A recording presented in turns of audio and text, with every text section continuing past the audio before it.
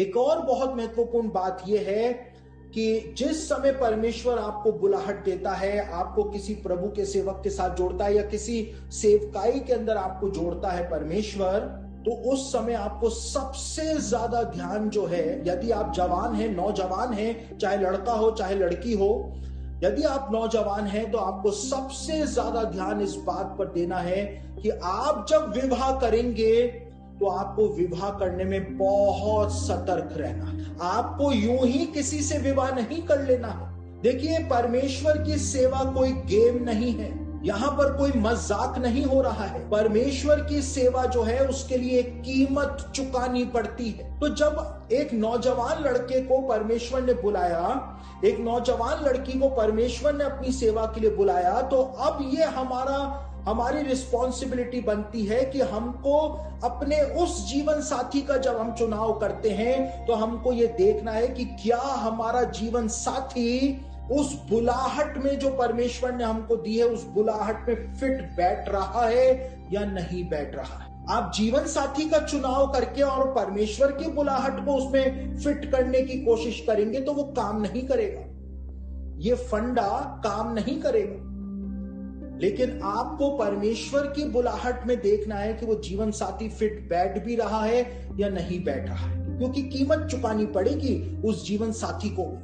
सेवकाई की कीमत दोनों को चुकानी है, पति पत्नी दोनों को चुकानी है। तो आपको जब परमेश्वर बुलाता है, आप नौजवान हैं, आपको परमेश्वर ने अपनी सेवा के लिए जब बुला लिया, तो अब आपको जब विवाह करना है तो आप देखें कि आपकी बुलाहट क्या है और उस बुलाहट के अंदर कौन सा व्यक्ति फिट हो रहा है, आपको उससे विवाह करना है। आप इसलिए विवाह ना करें क्योंकि वो जो है वो आपसे बहुत अच्छी तरह से बात करती है, वो बहुत अच्छी है, वो बहुत सुंदर है, इसलिए आप उससे शादी ना कर लें। या वो बहुत हैंडसम है, टॉल, डार्क और हैंडसम है, इसलिए उससे शादी ना कर लें।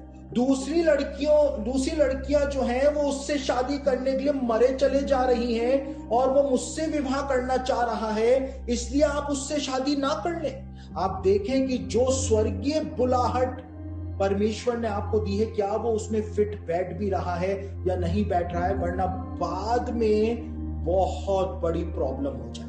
मैं आपके विवाह को बचा रहा हूं। देखिए, जब मैंने विवाह नहीं किया था तो उस समय में महीनों प्रचार सभाओं के अंदर रहता था और उस समय लोग मुझको ये ताना मारा करते थे, ये बात बोला करते थे कि एक बार आपकी शादी हो जाए फिर देखते हैं कि आप कितने महीने बाहर रहते हैं, आप तो 1 महीने भी बाहर नहीं रह पाएंगे। और मैं भी उन बातों को सुन के डरा करता था कि कहीं विवाह करके मैं फंस ना जाऊं, क्योंकि मुझको बहुत छोटी उम्र में परमेश्वर ने बहुत ही ज्यादा इस्तेमाल करना शुरू कर दिया था और मेरी सेवकाई को परमेश्वर ने बहुत ही ज्यादा ऊंचा उठाना शुरू कर दिया था। तो मैं विवाह करने से डरता था कि कहीं मेरी सेवकाई जो यहाँ पर है, कहीं मैं विवाह कर लूं तो वो सेवकाई जो है वो नीचे ना आ जाए, इसलिए मैं विवाह करता ही नहीं था, बस विवाह को मैं टालता चला जा रहा था। और मैं ऐसे जीवन साथी की तलाश में था वो जो उस बुलाहट के अंदर फिट बैठ सके।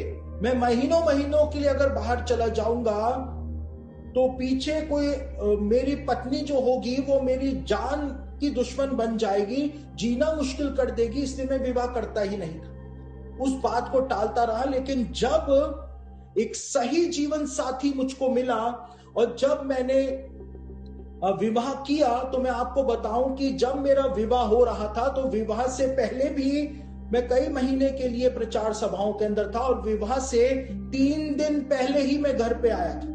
और आपको जान करके हैरानी होगी कि लोग इस बात को बोला करते थे कि शादी के बाद आप 1 महीने बाहर रह करके दिखाना। मेरी शादी के 3 दिन बाद ही मैं 1 महीने के लिए फिर से प्रचार सभाओं में चला गया। परमेश्वर ने मुझको वो जीवन साथी का चुनाव करके दिया जो मेरी बुलाहट के अंदर फिट बैठ सके। और मेरी सेवकाई जो यहां पर थी, और मैं सोचा करता था यदि मैंने विवाह कर लिया तो वो सेवकाई कहीं नीचे ना आ जाए, लेकिन जब मैंने विवाह किया तो मेरी सेवकाई जो यहां पर थी, परमेश्वर उसको उठा करके और भी ऊपर लेगी।